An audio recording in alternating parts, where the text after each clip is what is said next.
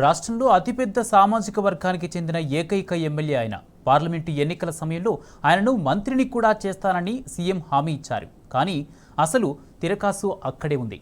Lok Sabha seat గెలిపిస్తే మంత్రి పదవి ఇస్తానని చెప్పిన రేవంత్ ఆ ఎమ్మెల్యేకు మంత్రి పదవి ఇస్తారా ఇవ్వరా అనే టాక్ నడుస్తుందట ఆ నియోజకవర్గంలో. ఇంతకీ ఏంటా నియోజకవర్గం, ఎవరా MLA? Let's watch the story.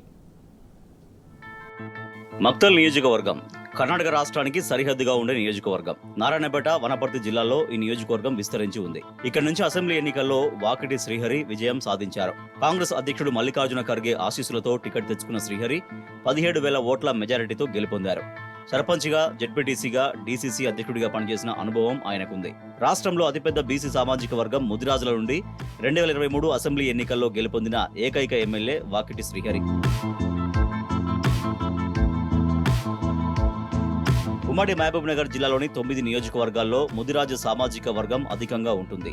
జిల్లా వ్యాప్తంగా వీరి సంఖ్య 8 లక్షలకు పైగా ఉంది. అయితే గత పార్లమెంట్ ఎన్నికల ప్రచారంలో భాగంగా జిల్లాకు వచ్చిన సీఎం రేవంత్ రెడ్డి ఎంపీ ఎన్నికల్లో ముదిరాజు ఓటర్లను ఆకర్షించడానికి భారీ ఎత్తు వేశారు. మహబూబ్ నగర్ ఎంపీ సీటు గెలిపిస్తే ముదిరాజు సామాజిక వర్గానికి చెందిన వాకిటి శ్రీహరికి మంత్రి పదవి ఇస్తానని నారాయణపేట సభ సాక్షిగా రేవంత్ హామీ ఇచ్చారు. అయితే ఎన్నికల్లో గెలుపుకి మంత్రి పదవికి లింక్ పెట్టడంపై అప్పట్లో స్థానికంగా విమర్శలు కూడా వచ్చాయి.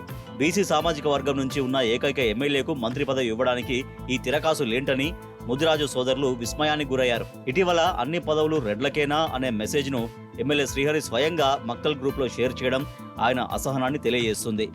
మంత్రి పదవి రాదు అనే కారణంతోనే ఇలా చేశారనే చర్చ జరుగుతోంది.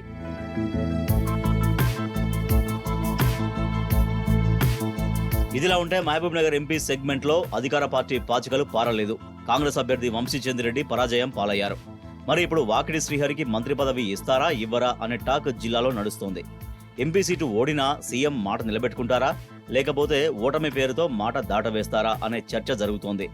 మంత్రి పదవి కోసం సీనియర్ల మధ్య తీవ్ర పోటీ ఉన్న నేపథ్యంలో మొదటిసారి ఎమ్మెల్యే అయిన శ్రీహరికి అవకాశం దక్కుతుందా లేదా అనే సందేహాలు వ్యక్తమవుతున్నాయి.